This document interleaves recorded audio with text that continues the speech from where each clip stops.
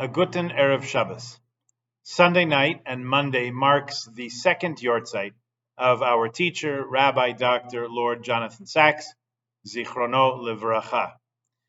Baron Sacks was not a victim of COVID-19. He rather succumbed to cancer, which had stalked him earlier in his life. The death of the man, as devastating as a loss as it was, is not what will remain. Rabbi Sacks's teachings and influence on the Jewish world, and by extension the larger world, is what will no doubt carry his name forward into the generations. In his honor and his memory, let's take a short look at three views that Rabbi Sacks wrote on our Torah portion this week, followed by a few words from him and about him as we continue to deepen our appreciation of his Torah. All these are found in Rabbi Sacks's published writings and are probably on the various Parsha resources on the Rabbi Sacks webpage as well. The first perspective is on the very opening of our Parsha, which is titled Vayeira. Vayeira means, and he appeared.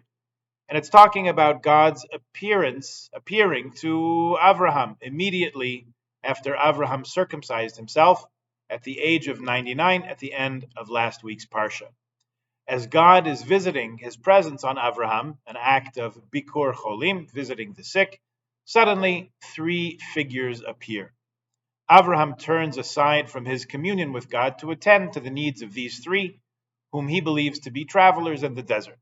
There's a great deal of conversation in the commentaries as to the identities of these three visitors.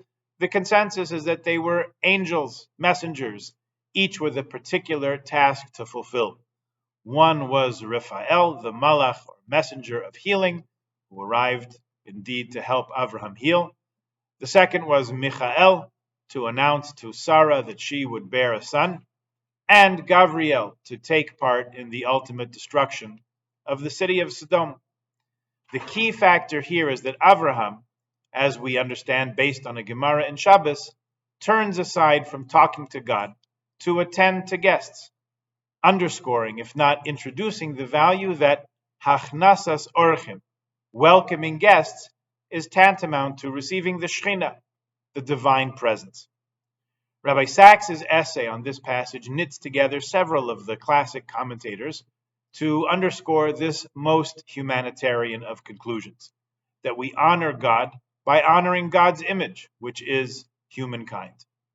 He mentions an insight from Rabbi Shalom of Belz to highlight this. In verse 2, the visitors are spoken of as standing above Avraham, nitzavim alav, the Torah says. And then a few verses later, when Avraham is serving them, the Torah says that he is standing above them, omed aleihem. At first, the visitors were on a higher level because they were angels and he was a mere mortal. But when he gave them food and drink and shelter, man stood higher than the angels.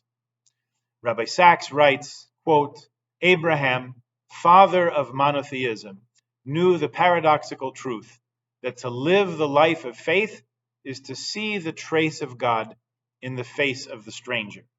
It is easy to receive the divine presence when it appears as God. What is difficult is to sense the divine presence when it comes disguised as three anonymous passers-by. That was Abraham's greatness. He knew that serving God and offering hospitality to strangers were not two things, but one. End of quote. A second idea worthy of our attention that Rabbi Sacks elucidates for us is, as he writes, quote, the great argument between Abraham and God in Genesis is a turning point in the history of the Spirit. For the first time, a human being challenges God himself on a matter of justice, end of quote. Rabbi Sacks takes the questioning of Avraham of God's decision to wipe out the city of Sodom, arguing that there might be righteous people living in the city who would be most unjustly, most unfairly swept up in the destruction. This argument for the sake of heaven, machlokes l'shem shamayim, that God's own notion of justice would be undone, would be violated, is without precedent in the religious literature of the world, writes Rabbi Sacks. It's not just in Genesis. Avraham is the first, and following in his footsteps, Moshe protests on behalf of the Jewish people. All Bnei Yisrael protest in the Korach story. Yirmiyahu, Jeremiah, Habakkuk, and the trend continues past the Tanakh, past the biblical literature, as the Gemara in Sanhedrin speaks about chutzpah, klape shemaya, audacity towards heaven. Taking a step back to examine how such a thing can actually be, Rabbi Sachs asked how human beings can challenge God, and moreover, how can that be a part of faith rather than a denial or opposition to faith? It seems, the way he describes it, it seems that God actually invites the challenge. Because, as he finds it in our Parsha, God says, "Shall I hide from Abraham what I am about to do?" With regard to the destruction of Sodom, "Hamechaseh ani me'avram asher ani oseh." God says, "I have chosen Abraham so that he will direct his children and his household to do what is just and what is right. La'asais tzedakah u'mishpat." And Avraham responds to the knowledge with the immortal words, "Hashofet kol haaretz lo yaseh mishpat." Will the judge of all the land, all the world, not do justice himself? It's not that we know something that God doesn't know. That thought is absurd. Rather, as Rabbi Sachs explains, it's that God wants Avraham and his descendants, that's us, to be agents of justice. There have to be advocates for the prosecution, and there have to be advocates for the defense also. It's not enough for the court just to decide, it has to hear both sides. We have to become agents and actors, messengers of justice and righteousness. This, Rabbi Sachs concludes, is how we became a people, a culture, a tradition, a faith of debate, of machlokes l'shem shamayim, of arguments for the sake of heaven, even if and when it involves the very challenging of shamayim itself. The last topic we'll look at in Rabbi Sachs's lens is the idea of ambivalence. Rabbi Sachs says there's no word really for ambivalence in the Torah. The closest thing you might find is in Malachim Aleph in 1 Kings chapter 18, where Eliyahu Hanavi, where Elijah the prophet asks the Jews, the Jewish people who are worshiping idols, how long will you waver between two opinions, right? You're people of God and you're worshiping idols. Ad masai atem paischim al shtei hasiipim. Says there's no one word for ambivalence, says Rabbi Sachs, but there is a tune for it. The tune is called shalsheles. It's a trup, it's a cantillation mark, and it occurs 4 times in the Chumash. 3 of them are in Genesis, Bereshit. This trup, this very rare cantillation mark, goes up and down as if unable to move on to the next thing. It sounds like this. I'll do my best. Shalsheles.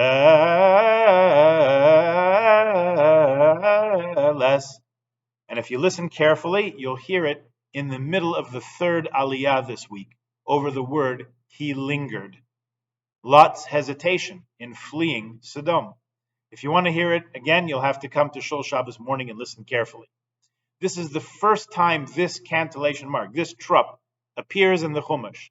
The other times that it's there also indicate a great deal of ambivalence. A second time coming up just in next week's Parsha is when Avraham's servant Eliezer is sent on a mission to find a shidduch for Yitzchak.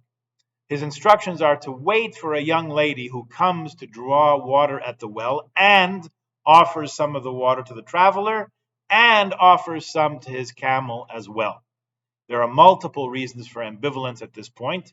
Are we allowed to rely on omens is one thing. Eliezer's own self-interest, his vested interest in the estate of Avraham is another, among several. Nevertheless, his ambivalence is signaled by the shalsheles there. And the third one in Genesis is when Potiphar's wife tries to seduce Joseph. The temptations of Egypt's hookup culture are all around him. And here he is, a slave boy, being propositioned by the wife of one of the most powerful men in the land. The temptation must have been intense, Rabbi Sachs writes. However, Yosef summoned up the inner resolve to overcome it. The Gemara in Sota suggests that he had a vision of his father at that moment. But the sense of being between a rock and a hard place is signaled by the shalsheles at this point. So in our Parsha, the first occurrence of this signal of ambivalence shows up. Lot has chosen to settle in the city of Sodom, and despite its reputation as inhospitable on a good day, Lot has put in the effort to put down roots and establish himself as a member of society, even a city official. Rabbi Sachs explains that it is cognitive dissonance here that's pulling at both sides of Lot's soul. On the one hand, a society that he invested in, he tried to help build and establish himself in it. That's one part. On the other hand, there's clear evidence that that society has arrived at its final moments, and there's barely time to save himself. Hence, the Shalshelis. Sachs's take-home message, as echoed in other places in his writings and lectures, never be ambivalent about who you are. The world respects Jews who take Judaism seriously, he writes, and are embarrassed by those who are embarrassed by Judaism. Certainly, lessons for our times. In all these three values that we discussed, one, the call to be kind to the stranger; a second, the call to challenge anyone, even the master of the universe, when injustice seems to be cropping up; and third, the inevitable tension of living as a Jew in the modern world. And remember, those times that Abraham, Lot, and Yosef lived in, they were not ancient times to them, they were the contemporary moment. In other words, it's always modern times. These are challenges to be embraced and arenas for success for us as it was for them. Upon Lord Sax's retirement as Chief Rabbi of the UK, there was a testimonial dinner. We sent out a link with the then Prince of Wales's remarks on the retiring Chief Rabbi. There was also a volume of essays published by the Library of Contemporary Jewish Philosophers series, with a number of Sax's essays and an introduction and an interview. We had a copy of it in the Shul library. If the person who borrowed it would finish reading it and returning it, others could benefit from it. In the interview in that volume with the editor of the volume, Lord Sachs says in classically concise and convincing form that Judaism has always been about the power of ideas as against the idea of power. And this is what led to some reflections after his passing, notably by his daughter, who said that he deeply believed that problems could be solved, and there is no reason that the solution to problems couldn't have something to do with us. In a troubled, fractured, fractious, and perilous world, Rabbi Sachs's words and worldview continue to shine as a beacon of truth, humility, and holiness. In the years to come, as more Jews and non-Jews read his works and are inspired to heal a fractured world, I'll quote directly the words of the then Prince of Wales from his Shloshim address, Yehi Zichro Baruch, may his memory be for a blessing. A good Shabbos.